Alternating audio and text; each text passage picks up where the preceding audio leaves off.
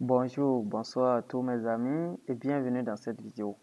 Ceux qui ne sont pas abonnés, n'oubliez pas de vous abonner parce que je vous partage ici tous les jours. Chaque jour que Dieu fait, je partage de nouveaux tutos pour vous apprendre quelque chose sur le développement web.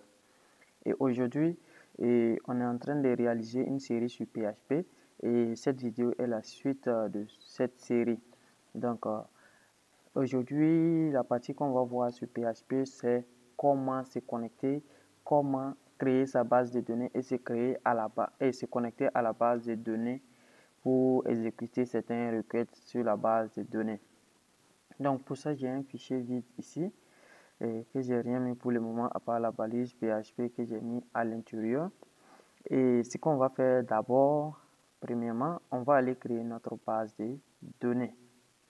Ok, pour créer une base de données, on vient dans notre serveur ici. Il y a un coin pour créer les bases de données juste là. Là où c'est mis admin, vous appuyez. Ça va vous sortir la liste de toutes vos bases de données et toutes vos bases de données créées avec PHP-MyAdmin. Même ici maintenant, on a la possibilité de créer une nouvelle base de données. Donc si j'appuie ici, là comme ça, on me demande le nom de la base de données, l'encodage et créer et le bouton pour créer. Maintenant, le nom de ma base de données, je peux par exemple mettre, puisque tout ce qui est ici, ce sont mes bases de données que j'ai déjà créées. Donc ici, moi, je vais créer une base de données que je vais mettre quoi? Et DB, comme ça, et utilisateur, par exemple. Utilisateur. DB utilisateur. Donc, j'écris, j'appuie là. Et ma base de données est bien créée. Maintenant, on me demande le nom de la table. Donc, je vais créer une table à l'intérieur de ma base de données. Je pense que vous savez comment les bases de données sont structurées. Donc, une base de données est constituée de plusieurs tables et à l'intérieur des tables, on a nos différents enregistrements. Donc, ici, table, je vais mettre tout simplement utilisateur. Utilisateur. Comme ça. OK. Maintenant, je vais mettre utilisateur avec S. Ça va contenir combien de colonnes? Donc, je vais laisser à 4. Nom et ID, nom, prénom, âge. Donc, ça fait 4. Donc, juste une toute petite base de données. Donc, j'ai créé ma base de données et tout est bien. Et là, si je veux, je peux insérer un élément à l'intérieur de ma base de données, mais je ne vais pas le faire d'abord. Donc, je vais sur structure pour vous montrer la structure de ma table tout simplement. Oh, j'espère que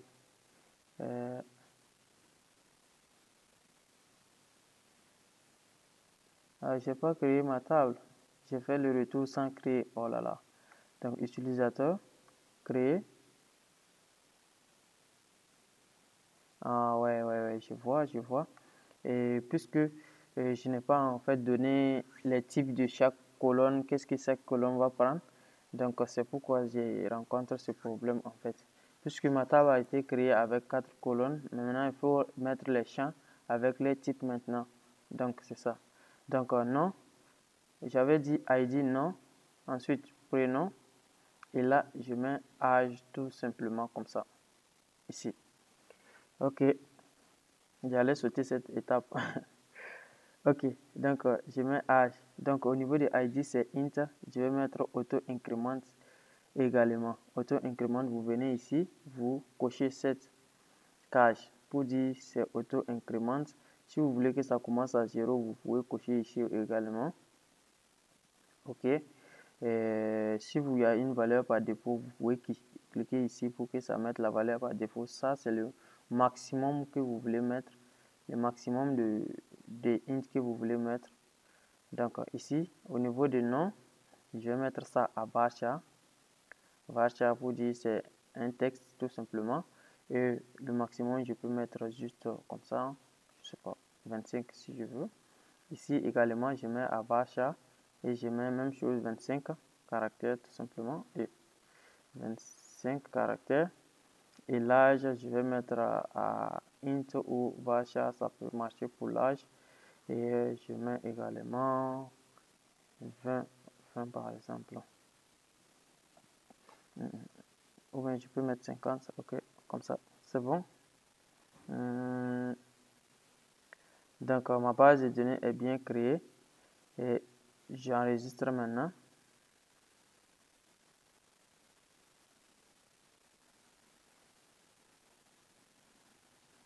Ok, c'est bien créé et voici mes différentes chansons là. Et ID, nom, prénom, âge.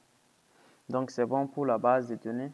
Maintenant qu'on a créé notre base de données, on va voir l'intérieur de notre base de données et on voit qu'à l'intérieur de la base de données, il n'y a rien pour le moment. MySQL return empty.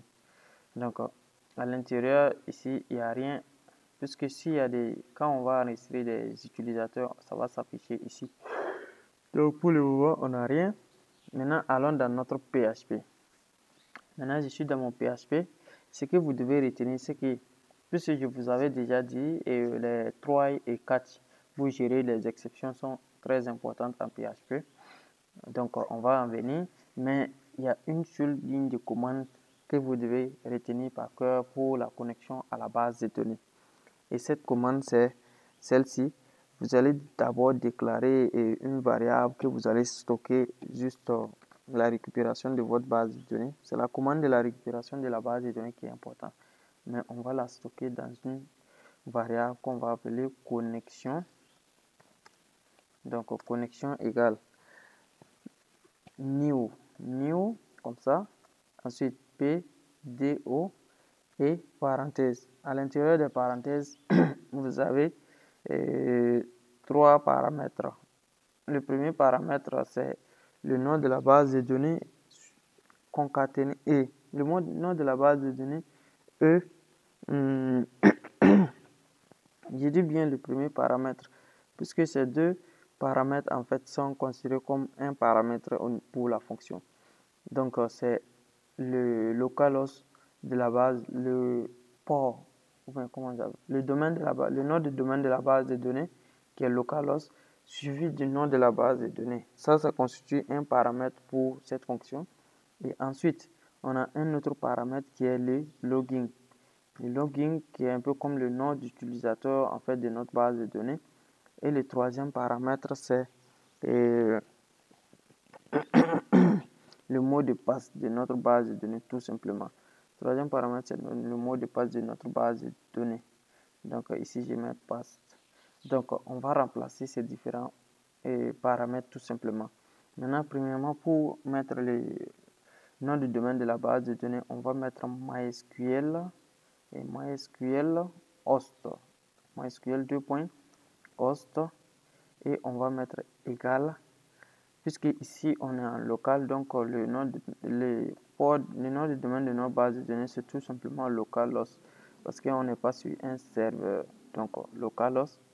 Et ensuite il faut savoir qu'à l'intérieur de ces guillemets le nom de la base de données avec le nom de domaine sont séparés par des points virgules. Vous devez bien regarder cette commande pour pouvoir répéter ça plusieurs fois et afin que vous vous habituez à cette commande. Ok, maintenant le nom de la base de données qu'on a mis de l'autre côté, on a mis quel nom? On a mis DB utilisateur. Utilisateur comme ça. DB utilisateur, donc c'est bon pour ça.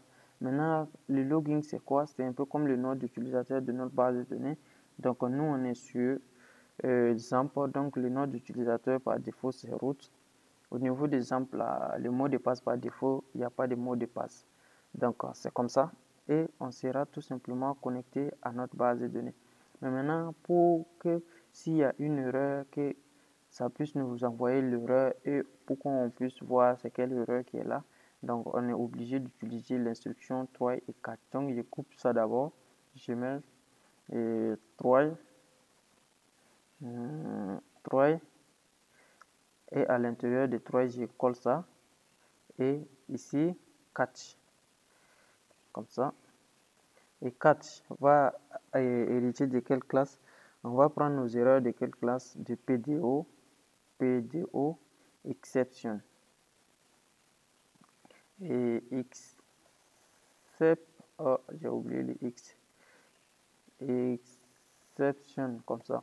dpdo exception et on va stocker ça dans une variable qu'on va appeler E.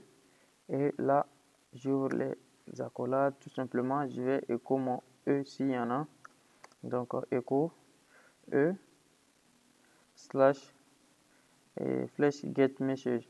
Donc, le message, on veut que ça nous envoie le message qui cause le problème. Donc là, je mets le point virgule également. Maintenant, si ça a été bien connecté, je veux que ça me fasse écho, tout simplement, connexion reçue. Connexion réussie, comme ça. Et j'enregistre comme ça. Et je vais aller essayer maintenant d'exécuter mon code pour voir, et mon code est lancé ici. Donc j'exécute pour voir, on me dit bien connexion réussie. Donc ça veut dire que je n'ai pas de problème. Je peux commencer maintenant à exécuter des requêtes sur ma base de données. Donc pour exécuter, on va essayer tout simplement d'exécuter une requête d'insertion à notre base de données pour voir si tout marche bien. Pour ça, la fonction execute va nous servir beaucoup. Et la fonction exec, c'est comme ça. La fonction exec, comme ça. Ça va nous servir beaucoup parce que c'est cette fonction qui nous permet, en fait, qui prend la requête SQL en question et ça va directement exécuter sur notre base de données. Donc, mais pour le moment, on va d'abord créer notre requête. Donc, je mets requête insert en variable. Donc, requête insert égale. Donc, je vais créer ma requête pour insérer un élément dans une base de données en SQL. Comment on fait? Je pense que vous devez savoir ça. Insert into le nom de ma table que j'ai nommé utilisateur. Utilisateur, comme ça, avec S. Insert into utilisateur values. Tout simplement, values avec S également. Donc, je mets mes différents champs ici. J'ai mis premièrement ID qui est un nombre. Ensuite, j'ai mis nom, tout simplement. Donc, le nom ici, je vais mettre par exemple l'aller. Et je ne peux pas mettre des guillemets ici encore parce qu'il y a des guillemets à l'extérieur. Donc, je suis obligé de mettre les apostrophes. Et prénom également, je mets des guillemets encore. Prénom, je mets Moussa maintenant. Et âge, je mets tout simplement 23. Comme ça. Et c'est bon. Donc, comment on fait pour exécuter? Puisque j'ai stocké ma requête SQL dans une variable que j'ai nommée requête insert. Donc, comment on fait pour exécuter ça sur notre base de données? Là, on va exécuter la fonction exec. Donc, on va tout simplement dire exec. Appeler la fonction exec qui va se charger tout simplement d'exécuter cela sur notre base de données tout simplement. Donc, connexion. Donc, on récupère notre base de données connexion comme ça et on fait la fonction exec sur notre base de données. Exec qui vient d'exécuter. Donc, et on va mettre notre variable qui s'appelle la requête insert comme ça. Et c'est bon. Normalement, quand on va exécuter, ça va nous mettre réussi également si on n'a pas d'erreur. Ici, je me rends compte que j'ai pas mis le point virgule. Là,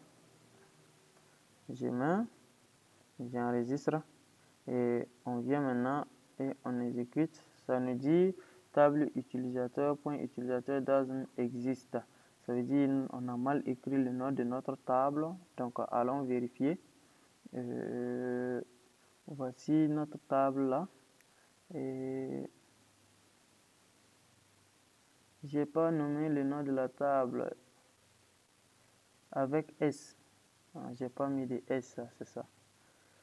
Je pensais pourtant avoir mis le S.